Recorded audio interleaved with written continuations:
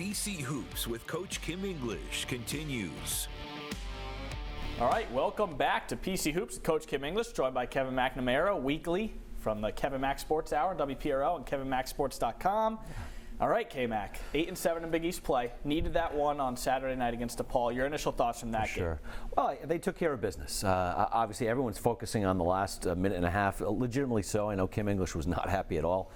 To be outscored down the stretch there once they took Carter and Oduro out is a bad look, but that's okay.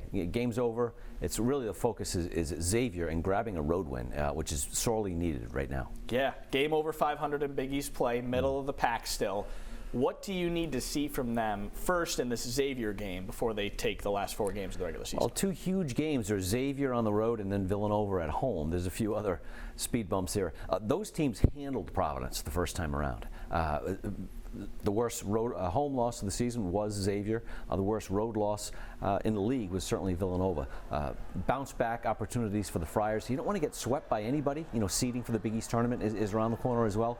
But first opportunity is at Xavier. They've been struggling a little bit, but always pretty good at home. And how big are those games against Xavier, against Villanova? Yeah. Especially when you have Marquette and UConn still to play. Yeah, I think they need to get to 11. I think 11's the number. If you go to New York 11-9, I think you're feeling pretty good about yourself. 10-10, it's a coin flip. Right now they're clearly in that bracket, bubble bracket. You don't want to be there. You want to be on the right side, not the flip a coin side. And right now, it's touch and go. To Friar fans that are curious if they will make the tournament, what would you say if you were to put a number on the chances that they will get into the tournament? I know it's hard to say with 5 games left, but given they win, let's say 3 of those games. A 3-2 down the stretch, that would put them at 11. I think they'd probably find a way in because one of those 3 wins is going to come against a very good team or certainly another bubble team.